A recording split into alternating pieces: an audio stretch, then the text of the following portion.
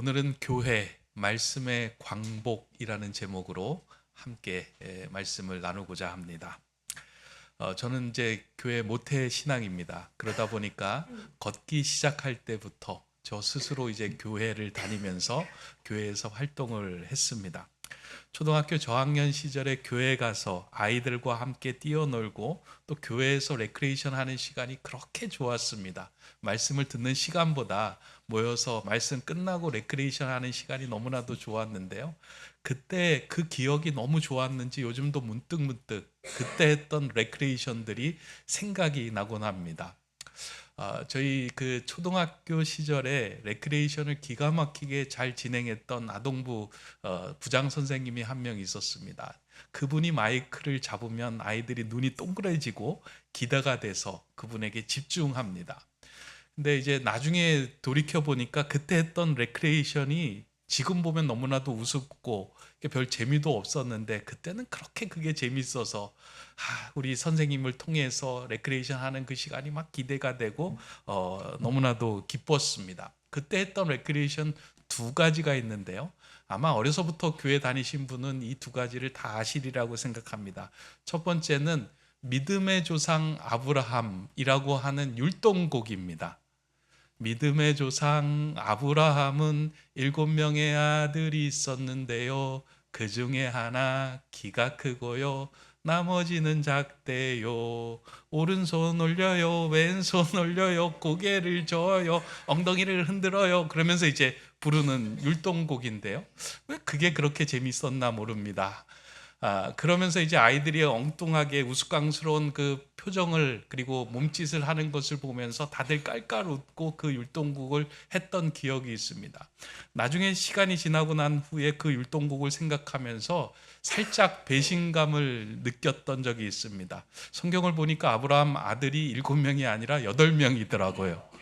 그리고 성경 속에서 보니까 아브라함의 아들이 한 사람은 크고 나머지는 작더라라고 하는 내용이 성경 어디에도 없더라고요. 왜 그렇게 지었는지는 모르지만 아직까지 최근에 영상을 찾아보니까 그 노래를 아직도 부르고 있더라고요. 그러면서 믿음의 조상이 아브라함이다라고 하는 것을 하나 어려서부터 그냥 마음속으로 알게 되었던 그런 율동곡이었다라는 생각을 합니다. 그리고 이 율동이 끝나면 또 하나의 게임을 하는데요.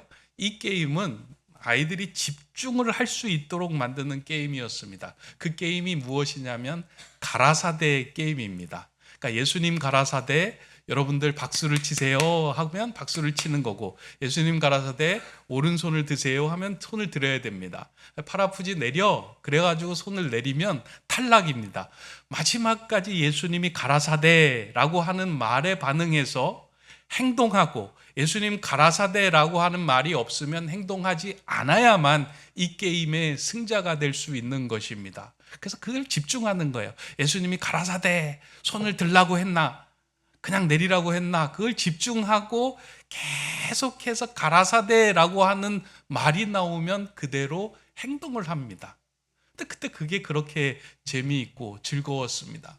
근데 시간이 지나고 신앙생활을 하면서 가끔 이 예수님 가라사대 게임이 생각이 날 때가 있습니다. 왜냐하면 이 게임이 신앙생활에 우리에게 주는 교훈이 크다라고 생각할 때가 종종 있기 때문입니다. 우리는 하나님의 말씀을 듣고 하나님의 말씀을 읽을 때 내 삶의 행동을 그 말씀에 내어주지는 않습니다. 그냥 머리로는 이해하는 거예요. 하나님이 말씀하셨구나, 그렇지 라고 하지, 그 말씀이 내 행동을 주장하도록 내 삶을 온전히 말씀에 내어주지는 않기 때문입니다. 그런데 믿음은 하나님의 말씀이 우리에게 들려왔을 때 그 말씀대로 살아가는 것, 예수님 가라사대 하나님이 이르시되 라고 그 말씀하면 말씀대로 움직이는 것이 믿음입니다. 이것은요, 하나님의 말씀이 그 세상에 선포될 때 천지 창조로부터 시작되어서 일어난 일입니다. 그러니까 천지 창조를 보면요, 하나님이 말씀하시되 그대로 되니라 라고 하는 성경이 창세기 1장에 가득 계속해서 반복되어 나타나고 있습니다. 구약 창세기 1장을 읽어보면요, 하나님 가라사대 게임의 출처다라고 생각이 들 정도로 하나님이 말씀하시되 하나님이 이르시되 그대로 되니라. 창세기 1장에 보면 천지 창조의 내용 속에서 하나님이 창조하실 때 빛이 있으라 말씀하시니 뭐가 생겨요? 빛이 생겨요. 그러니까 하나님이 말씀하시면 그대로 이루어져요. 근데 우리가 이 성경을 읽으면서 늘 주목하는 건 첫째 날에 빛이 되고 둘째 날에 궁창이 나누어지고 이런 것에 대해서 생각을 하는데, 그것보다 창세기 1장을 읽으면서 우리가 집중해야 되는 것은 하나님의 말씀이 선포될 때 어떻게 된다고요? 그대로 된다.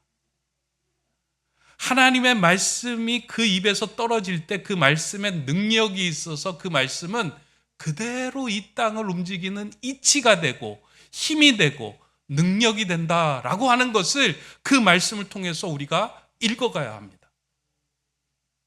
요한복음 1장에 보면 요한의 저자가 이 말씀을 그대로 읽어내고 요한복음의 첫머리를 이렇게 시작합니다. 태초에 말씀이 계시니라. 이 말씀이 하나님과 함께 계셨으니 이 말씀은 곧 하나님이시니라. 그가 태초에 하나님과 함께 계셨고 만물이 그로 말미암아 지은 바 되었으니 지은 것이 하나도 그가 없이는 된 것이 없느니라. 하나님이 말씀하시니 그대로 되었는데 그 말씀대로 지어지지 않은 것이 하나도 없다라고 말씀합니다. 도대체 말씀이 무엇이길래 하나님이 말씀하시면 그대로 될까? 하나님의 말씀에는 능력이 있고 하나님의 말씀은 곧 하나님 자신이다라고 요한의 저자가 이 성경을 읽는 자들에게 말씀하고 알려주신 것입니다.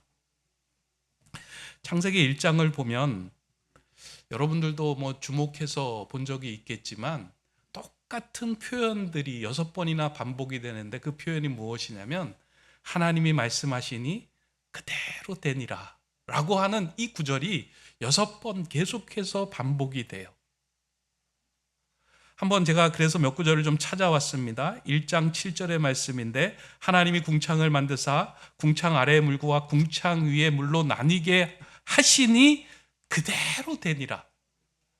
9절의 말씀이에요. 하나님이 이르시되 천하의 물이 한 곳으로 모이고 묻이 드러나라 하시니 그대로 되니라. 24절의 말씀입니다. 하나님이 이르시되 땅은 생물을 그 종류대로 내되 가축과 기는 것과 땅의 짐승을 종류대로 내라 하시니 그대로 되니라. 아멘. 이 말씀 말고도 뒤에서 3번이나 동일하게 이 표현을 사용하고 있어요. 그러니까 6번이나. 하나님 말씀하시니 어떻게 된다고요? 그대로 되니라. 성경은 이렇게 하나님이 말씀하시면 그대로 된다라고 하는 것을 강조하여 말씀하고 있습니다. 요한복음의 저자는 이 말씀이 육신이 되어 우리 가운데 오신 분이 예수 그리스도다라고 증언합니다. 그러니까 하나님의 말씀이 곧 하나님이신데 그 말씀이 육신이 되어 이 땅에 오신 분이 예수 그리스도예요. 그럼 하나님이 말씀하시면 그대로 되는데 예수님이 말씀하시면 어떻게 될까요? 동일하게 그대로 돼요. 요한복음에서는 예수님이 이 땅에 오셔서 첫 번째 이적을 행한 것을 이 말씀의 구조 하에서 드러내고 보여주고 있습니다. 요한복음 2장에 보면 예수님이 행하신 첫 번째 이적이 나오는데 그것은 물이 포도주로 바뀌는 이적입니다. 가나의 혼인잔치에서 일어난 이적이에요. 예수님이 살고 있었던 동네에 혼인잔치가 벌어졌죠. 그 혼인잔치에 예수님도 참석하고 또 예수님의 어머니도 참석을 하였습니다. 당시에 혼인잔치에 꼭 필요했던 음식 가운데 하나가 포도주였어요. 포도주는 흥을 돋구기도 하고 그 잔을 들어서 축배하기도 하고 그 결혼잔치에 모인 모든 사람들이 그 포도주를 통해서 하나가 되는 그런 아주 귀한 음식이 포도주였어요. 그런데 아마 손님이 많이 왔던 모양입니다. 그래서 포도주가 잔치 도중에 떨어지게 된 거예요. 근데 포도주가 떨어지면 어떻게 해야 될까요? 포도주를 사와야 되죠. 가게에 가서 포도주를 사오던가 아니면 옆집에 가서 빌려오던가 그것을 그렇게 풀어가면 되는데 이상한 일이 벌어집니다. 예수님의 어머니가 예수에게 와서 뭐라고 이야기하냐면 지금 잔치 가운데 포도주가 떨어졌다라고 이야기를 합니다. 여러분, 이 부분 읽으면서 좀 이상하다라고 생각되지 않았어요? 왜 포도주가 떨어졌는데 예수님에게 와서 포도주가 떨어졌다라고 이야기하며 예수님에게 도움을 요청하고 있을까? 목사님, 예수님이 포도주를 많이 마셨던 모양입니다. 그래서 포도주를 어디서 사는지 잘 아는 모양이었을 것입니다. 뭐 그렇게 생각할 수도 있잖아요. 근데 그런 의미에서 예수님께 찾아와서 포도주가 떨어졌다라고 예수의 어머니가 말했을까요?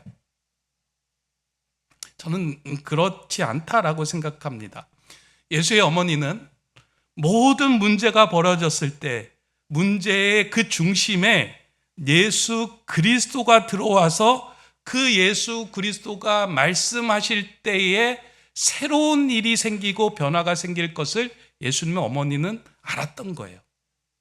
인간적인 생각으로는 옆집에 가서 사오면 되는데 지금 이 문제가 벌어졌을 때 이 문제를 풀어갈 수 있는 문제의 주인이고 문제의 중심이 누가 되느냐? 말씀하실 때 그대로 되니라 라고 하는 그 주인은 예수 그리스도를 그 잔치의 중심에 세우시고자 예수님에게 찾아갔던 거예요. 그래서 뭐라고 이야기하냐면 하인에게 이렇게 이야기합니다. 예수가 무슨 말씀을 하시던지 넌 그대로 행하라 라고 얘기를 해요. 그러니까 예수님이 무슨 말씀을 하시던지 넌 그대로 행하기만 하면 된다라고 이야기를 하는 거예요. 그래서 예수님이 그 항아리에 물을 채우고 물을 떠서 연회장에게 갖다 주라라고 했을 때 하인이 그대로 행하였을 때 물이 포도주가 되는 거예요. 예수님의 어머니는 어떻게 이런 생각을 하고 이러한 상황에서 예수님을 찾았을까? 아마 이런 경험이 있었기 때문에 저는 그와 같은 일을 했을 거라 생각을 합니다. 예수님이 어머니에게, 마리아에게 어느 날 천사가 찾아와서 말도 안 되는 이상한 이야기를 하죠. 내가 하나님의 아들을 잉태하게 될 것이다 라는 이야기를 합니다. 천사가 와서 그렇게 이야기를 하는 거예요. 그 말을 들었을 때 어떤 생각을 할까? 어떤 마음이 들었을까? 그런데 이 마리아가 어떤 생각을 하냐면 말씀이신 하나님이 말씀하시면 그대로 되는 것을 나는 믿습니다 라고 이야기하면 누가복음에서 이렇게 대답을 합니다. 대저 하나님의 모든 말씀은 능하지 못하심이 없느니라. 마리아가 이르되 주의 여종이오니 말씀대로 내게 이루어지이다 하매 천사가 떠나가리라. 대저 하나님의 모든 말씀은 능하지 못하심이 없느니라. 말씀대로 내게 이루어질 것을 나는 믿습니다 라고 고백하게 된 것입니다. 마리아는 하나님이 말씀하실 때 그것이 자신에게 이루어질 것을 그대로 믿음으로 고백하고 아멘으로 받아들였습니다. 그리고 그 일이 자신에게 이루어진 것을 경험하였습니다. 그 순간부터 하나님이 말씀하시면 그대로 되니라. 말씀으로 이 땅에 오신 예수 그리스도가 말씀하시면 그대로 되니라 라고 하는 그 신앙이 그의 안에 살아있었기 때문에 문제의 중심에 예수를 세우고 말씀을 중심으로 살 수 있었던 것입니다. 그래서 성경은 이 이적을 예수님께서 행하신 첫 번째 이적이다라고 말씀하신 것입니다. 하나님의 말씀으로 천지가 창조되었듯이 예수님이 가라사대 말씀하셨을 때 물이 포도주로 변하는 말씀하시니 그대로 되었더라라고 하는 그 이적을 첫 번째 이적으로 보여주신 것입니다. 이러한 예수님의 말씀하시니 그대로 되니라의 이적은 예수님이 사역하는 곳, 가시는 곳마다 계속해서 일어나게 됩니다. 요한복음 5장에 보면 예수님께서 베데스다 연못가에서 38년 된 병자를 만납니다. 그리고 그를 고쳐주십니다. 그때 예수님은 그 병자를 향하여 이렇게 말씀합니다. 예수께서 이르시되 일어나 내 자리를 들고 걸어가라 하시니 그 사람이 곧 나아서 자리를 들고 걸어가니라. 38년 된 병자를 향하여 예수님이 말씀하신 거예요. 일어나 내 자리를 들고 걸어가라. 그 말씀이 들려왔을 때 이 병자는 그 말씀에 의지하여 자신의 자리를 들고 일어납니다. 소망이 없고 길이 보이지 않았던 인생에 주님의 말씀의 빛이 비치는 순간에 그의 깨어진 삶의 변화가 일어난 것입니다. 하나님께서는 모든 사람들에게 이 말씀의 빛을 비추어 주시고 그 말씀의 빛 가운데 말씀하시니 그대로 되니라 그 은혜의 삶을 살아가기를 원하고 누리기를 원하고 계세요. 그 말씀이 우리에게 비춰져요. 그러나 이 말씀은 그 말씀을 붙들고 의지하고 일어설 때 그 말씀이 내게 힘이 되는 거예요. 제가 목사 안수를 막 받고 일본에서 부교역자로 사역하고 있을 때 이 말씀의 빛이 한 영혼을 살리게 하는 은혜를 제가 경험을 하였습니다. 그러니까 그때 꽤 오래전에 있었던 일인데 그것이 문득문득 제게 떠올라서 하나님의 말씀하시면 소망의 빛이 들어가고 생명의 빛이 들어가고 우리를 살리는구나 하는 그 믿음이 제 안에 굳건하게 이렇게 세워지게 한 사건입니다. 한두 번 말씀을 드린 기억이 있는데요. 그래도 못 들으신 분을 위해서 한 번 더 말씀을 드립니다. 그때 이제 부교역자로 사역하면서 말씀을 준비하느라고 제가 이제 퇴근 못하고 저녁 늦게까지 사무실에 불을 켜고 이제 설교를 준비하고 있었을 때입니다. 아마 제 생각으로는 목요일이나 금요일 정도 됐을 때라고 생각이 돼요. 그러니까 말씀을 준비하고 있는데 갑자기 밖에서 문을 두들기는 소리가 뚝뚝뚝뚝뚝뚝 들리는 거예요. 그래서 제가 잘못 들었겠구나라고 생각해서 첫 번에는 반응하지 않았는데 잠시 후에 또 문을 뚝뚝뚝 두들겨가지고 제가 나가서 문을 열었습니다. 문을 열었더니 한 사람이 그 문 밖에 서 있는 거예요. 근데 제가 이제껏 본 사람 중에서 얼굴에 그렇게 생기 없는 사람은 처음 본 그 사람이었습니다. 그러니까 사람은 얼굴에 빛이 있잖아요. 사람을 보면. 근데 얼굴에 생기가 없고 뭐 죽음의 그림자가 드리워지는 듯한 그런 얼굴이 깡마른 사람이 그 앞에 서 있는 거예요. 그래서 그 청년이 저를 보고 이렇게 말합니다. 목사님이신가요? 그래서 네. 그랬더니만 입을 열어서 하는 말이 자신이 지금 사는 것이 너무 힘들어서 죽고 싶은데 교회에 한번 가보고 싶다는 마음이 생겨서 마지막이라는 심정으로 이 교회에 왔습니다. 아마 지나가다가 교회 불이 켜진 것을 보고 들어온 것 같다라는 생각을 했습니다. 그때 제가 30대 초반에 이제 목회 초년생이기 때문에 그런 사람들을 어떻게 대해야 되는지를 잘 몰랐습니다. 그리고 그분이 하는 말이 좀 이렇게 무겁게 다가온 거예요. 내가 이 교회를 마지막으로 막 이런 표현을 하고 하니까 야, 이거 잘못했다가는 나 만나고 이거 죽으면 내가 어떻게 되나 막 이런 생각이 들면서 한편으로는 죽을 거면 담임 목사 있을 때 와서 얘기하고 죽지 왜 이게 능력도 없는 이 부목사 있을 때 와가지고 그런 상담을 하는 거야. 막 그런 생각들이 여러 생각이 감정이 이제 교차를 하면서 그럼에도 불구하고 위급하다고 하니까 제가 상담실로 불러서 같이 이야기를 나눈 거예요. 그랬더니만 이제 그분이 이야기를 합니다. 당시 제가 일본어가 능숙하지 않은 상태였기에 더듬거리는 일본어로 그분하고 이야기를 나누었어요. 그랬더니 그분은 가정의 문제로 인하여 젊어서 마약에 손을 댄 거예요. 근데 돈이 떨어지다 보니까 무엇인가 환각 증세를 찾아야만 살아갈 수 있는데 그러다가 손을 댄 게 본드예요. 근데 이 마약보다 이게 본드가 더 안 좋은 거예요. 본드는 흡입하고 나면 장기가 다 망가져요. 그래서 몸이 마르고요. 사람이 이렇게 숨을 쉬는 것조차 힘들게 하는데 지금 그런 상태에 있는 청년이 교회를 온 거예요. 지푸라기라도 짚는 심정으로 교회에 왔습니다. 그렇게 이야기를 나누던 중에 그분이 이제 자신의 나이를 이야기하는데 자기가 38살 되었다라고 이야기를 하는 거예요. 그래서 제가 이제 기도하는 마음으로 이분에게 무슨 말씀을 전할까, 어떤 이야기를 할까 생각을 하다가 요한복음의 5장 나오는 38년 된 병자의 이야기가 떠올라서 제가 일본어 성경을 가지고 와서 그 38년 된 병자의 이야기를 간단하게 제가 나눌 수 있겠습니까 하고 그분하고 이야기를 나누었습니다. 그렇게 말한 이유는 제 마음속에 이제 막 목회 초년생이니까 이런 마음이 든 거예요. 나는 할 수 없지만 하나님의 말씀에 빛이 들어가면, 소망의 빛이 들어가면 이 사람도 살아날 것이다 하는 그 마음이 제 안에 있는 거예요. 그래서 그 성경을 펴가지고 이 38년 된 병자의 이야기를 나누고, 그렇게 이제 막 떠듬떠듬거리는 일본어로 이렇게 이야기를 나누었습니다. 그리고 난 후에 일본어 성경책을 건네면서 오늘부터 당분간 이 요한복음 5장의 말씀을 좀 읽으면서 잠잠하게 자신의 좀 상황을 돌아보는 시간을 갖고 주일에 다시 와서 예배드리고 이야기 나눕시다. 그렇게 이제 그 얘기를 전한 거예요.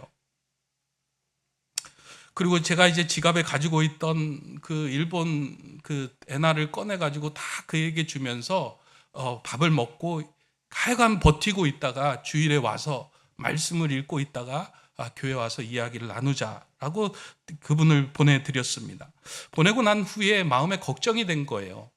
도대체 요한복음 5장에 어떤 말씀이 이 사람을 살릴 수 있을까? 그리고 요한복음 5장을 펴서 읽었습니다. 그러면서 마음속에 더 큰 확신이 든 것이 무엇이냐면, 하나님께서 이분을 살리기 위해서 나를 이 자리에 있게 하였고 이분을 살리기 위해서 요한복음의 5장의 말씀을 펴게 했구나라는 확신이 든 거예요. 그 확신이 든 구절이 이 말씀입니다. 내가 진실로 진실로 너희에게 이르노니 내 말을 듣고 또 나 보내신 이를 믿는 자는 영생을 얻었고 심판에 이르지 아니하나니 사망에서 생명으로 옮겼느니라. 진실로 진실로 너희에게 이르노니 죽은 자들이 하나님의 아들의 음성을 들을 때가 오나니 곧 이때라. 듣는 자는 살아나리라. 아멘. 하나님의 말씀을 듣는 자는 살아나리라 하는 그 구절에 제 마음이 놓인 거예요. 하나님이 이 사람에게 생명의 빛을 주기 위하여 이 자리로 보내셨구나. 내가 할 수 없는 이야기를 하나님의 말씀의 빛 가운데 이 사람에게 하기 위해서 이 자리로 보내셨구나. 그 다음 주에 교회에 오셨어요, 그분이. 그리고 교회에 등록하고 신앙생활을 하기 시작했어요. 근데 정말 첫날에 보았던 그 얼굴빛이 시간이 지나면서 점점 더 생기가 돌아오고 그 얼굴이 살아나기 시작하는 거예요. 회복이 되고 직장에 취직하고 일상의 삶을 살아가기 시작을 했습니다. 저는 그 사건을 지금도 생생하게 기억하고 있습니다. 주님이 말씀하시면, 주님의 말씀의 빛이 우리에게 비치면 우리의 삶 속에서 깨어졌던 것, 그리고 회복되지 못했던 것, 어두웠던 것들이 모두 다 그 처음의 상태로 회복될 것이다. 말씀하시면 그대로 되니라. 목사님, 정말 그런 일이 일어나겠습니까? 정말 말씀이 우리에게 비치면 그 소망이 생기겠습니까? 생명이 생기겠습니까? 그냥 그 전에 한 번 있었던 일이지요. 그런 마음이 들 수도 있습니다. 근데 그렇지 않습니다. 하나님의 말씀은 살았고 운동력이 있어서 우리 안에 들어오면 우리를 살리고 오늘도 우리를 변화시킵니다. 사람의 말에도 힘이 있고 능력이 있잖아요. 그런데 천지를 창조하신 하나님의 말씀이 우리에게 임할 때 우리가 회복되지 못할 것은 아무것도 없다는 거예요. 어느 수도사가 한 마을을 지날 때 한 여인이 소문을 듣고 그를 찾아왔습니다. 자신의 집에 지금 아픈 아이가 있는데 와서 기도해달라. 그 도움을 청하기 위해서 찾아온 겁니다. 수도사가 그녀의 집으로 향하자 사람들이 그 집으로 모여들었습니다. 그리고 수도사가 이 아이의 이마에 손을 얹고 기도를 하기 시작하자 그때 사람들 속에서 서 있던 한 남자가 이런 이야기를 하며 소리쳤습니다. 아이고, 병원 약도 듣지 않는데 당신의 기도가 무슨 효험이 있겠어요? 그 소리를 듣자 수도사가 갑자기 남자에게 버럭 소리를 질렀습니다. 넌 기도에 대해 아무것도 모르잖아, 이 바보 같은 놈아. 그러자 그 말에 남자가 분개해 얼굴이 울그락불그락 변하게 되었습니다. 그래서 내가 그 사람에게 욕설을 퍼부려고 하는 그 순간에 수도사가 미소를 지으며 말합니다. 형제여, 내 말 한마디가 그대를 그토록 흥분시켰다면, 내가 기도하는 분의 말씀이 이 아이에게 임하면 이 아이에게 변화가 생기지 않겠습니까? 말에도, 사람 말에도 감정의 변화가 생기고 또 치유가 되고 회복이 되지 않아요? 그런 걸 경험하고 살잖아요. 어떤 사람이 따뜻한 말 한마디에 우리가 힘을 얻잖아요. 어떤 사람의 냉랭한 말에 우리가 기분이 상하잖아요. 그러나 하나님이 천지를 창조하신 그 하나님의 입김에서 나온 말씀이 우리 가운데 거하기만 하면 우리 안에서 회복되지 못할 것은 아무것도 없습니다.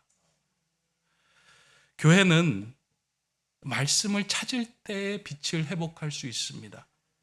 하나님 나라의 백성이 말씀을 잃어버렸다라고 하는 것은 주권을 잃어버린 것이며 모든 것을 잃는 것입니다.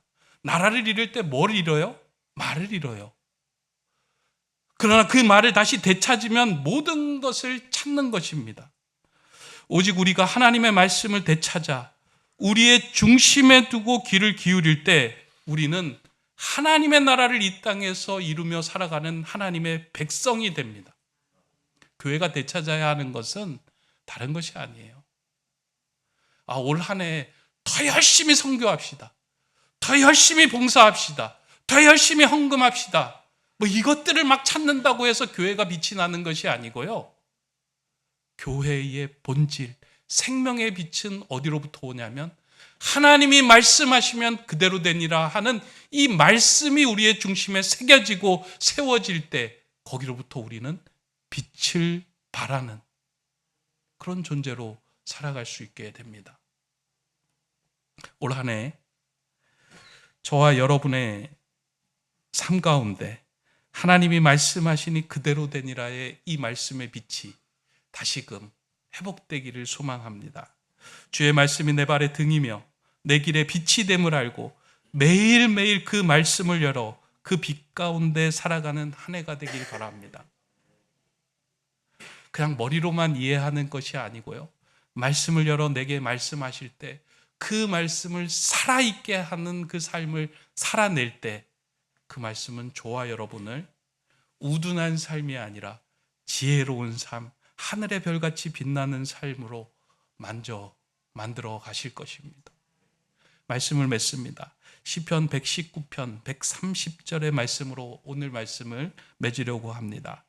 주의 말씀을 열면 빛이 비추어 우둔한 사람들을 깨닫게 하나이다. 아멘. 주의 말씀을 열어 지혜로운 빛의 사람으로, 빛의 자녀로 살아가는 저와 여러분 되시기를 주님의 이름으로 축원합니다. 기도하겠습니다. 거룩하신 하나님, 하나님이 말씀하시면 빛이 생기고 예수님이 말씀하시면 죽은 나사로가 다시 살아났듯이 그 말씀의 광복이 나에게도 이루어지기를 소망합니다.